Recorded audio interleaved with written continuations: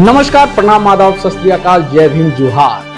आप देख रहे हैं पॉपुलर न्यूज फ्रंट और इस वक्त मैं हूं धर्मवीर धर्मा आपके साथ। अभी रालोजत के कार्यालय में पहुंचा हूं। वैशाली जिला का कार्यालय है और यहाँ पे अभी हमारे साथ बातचीत करने के लिए है शिक्षाविद प्रोफेसर अरविंद कुमार और इनसे हम जानेंगे कि कल तक ये नई पार्टी है, बिहार में अभी उदय ही हो रहा है इस पार्टी का, लेकिन अचानक से सरकार में आ जाते हैं। 2 दिन पहले तक के सरकार में नहीं थे और अचानक से कल सरकार में आ गए। कैसा लग रहा है सर? सरकार बनी है, एनडीए की सरकार, डबल इंजन की सरकार है। तो सरकार बनी है तो सरकार से तो फायदा बिहार को होना है। और हम लोग तो शुरू से ही कह रहे हैं नीतीश जी के लिए कि जहां वो हैं वहां उनकी स्थिति बहुत गड़बड़ थी। उनका मतलब अपने जान पर भी खतरा था और उनकी पार्टी पर भी खतरा। संभवतः उनकी पार्टी भी खत्म हो जाती और वो जैसे बीमार चल रहे थे, जिस तरह के वक्तव्य दे रहे थे, उससे लगता था कि उनका स्वास्थ्य भी धीरे धीरे खराब हो। प्रोफेसर साहब, आप एक शिक्षाविद है और शिक्षा पे अक्सर आपका ज्यादा फोकस रहता है। बिहार में लगातार शिक्षकों की नियुक्ति हो रही थी, धराधर नियुक्ति पत्र बांटी जा रही थी, लेकिन अचानक से सरकार बदलने से क्या इस पे कोई प्रभाव पड़ेगा? कोई प्रभाव नहीं पड़ेगा। नीतीश जी के नेतृत्व में सब बहाली हो रही थी और नीतीश जी के नेतृत्व में ही नियुक्ति पत्र बंट रहा था। वहाँ तो एक यह भी कारण है कि सरकार बदलने का कि क्रेडिट कोई और लेना चाह रहा था, काम कोई और कर रहा था। तो काम तो नीतीश जी कर रहे थे, जो श्रेय लेना चाहते थे उनकी तो कार्य संस्कृति काम करने की नहीं है। उनकी तो कार्य संस्कृति लूट खसोट की है। लूट खसोट की वो दुकानदारी चला रहे थे और उस दुकानदारी में जब विघ्न पैदा हुआ तो फिर वो अवरोध सरकार चलाने में पैदा करने लगी। कुछ लोगों में ये भी भ्रांतियां है कि बिहार में जो सरकार चल रही थी, जी कृष्णैया के परिवार वाले जिन्हें न्याय नहीं मिल पाया इस सरकार में, क्या जी कृष्णैया के परिवार की बददुआ लगी इस बिहार सरकार में? ये नहीं, वो दूसरा मैटर है, वो तो कानूनी मैटर है।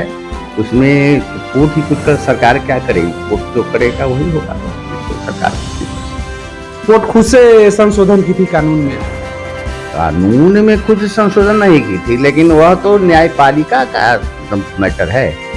और कृष्णैया का जहाँ तक है संबंध, वह जरूरी नहीं था। मान लो कि किसी को एक्यूज बना दिया, किसी को सजा हो गई, तो बहुत तरह की बात है। और उस समय का जो स्थिति परिस्थिति था दूसरे ढंग का था और उसको बहुत ज़्यादा क्योंकि भीड़ तंत्र के द्वारा उनकी हत्या हुई थी। कोई पार्टिकुलर व्यक्ति ने तो हत्या किया नहीं था, लेकिन चूंकि वो भीड़ के नेतृत्व कर रहे थे इसलिए उनको सजा मिली थी। और सरकार ने माना कि अब इतना दिन सजा काट लिए तो छोड़ देना चाहिए।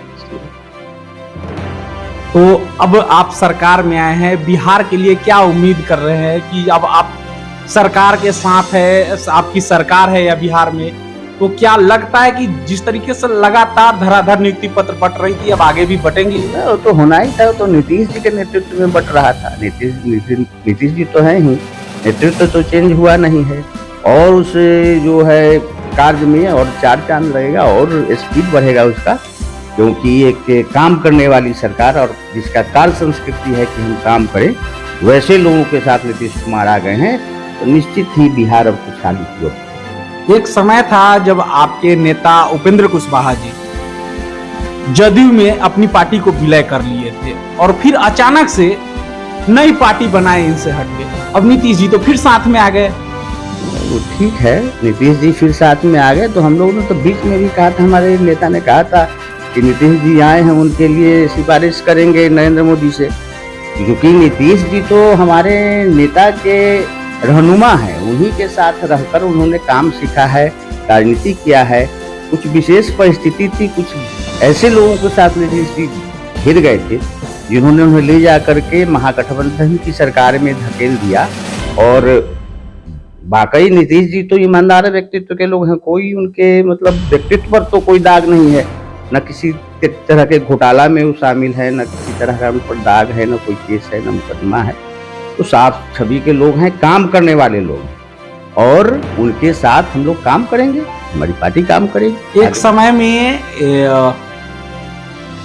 जो गृह मंत्री हैं भारत के, उन्होंने साफ तौर पे कहा था कि एनडीए के दरवाजे हमेशा हमेशा के लिए नीतीश जी के लिए बंद हो गए। तो अचानक से एक कौन सा जादू चल गया कि दरवाजा खुल गया? देखिए, राजनीति में कोई दरवाजा बंद नहीं होता है। राजनीति में जब परिस्थिति हुई तो बर्लिन का दीवार था, वो टूटा ना। तो जब स्थिति परिस्थिति उस तरह से बन जाती है तो राजनीति में न कोई अस्थायी दोस्त होता है, न कोई अस्थायी दुश्मन होता है।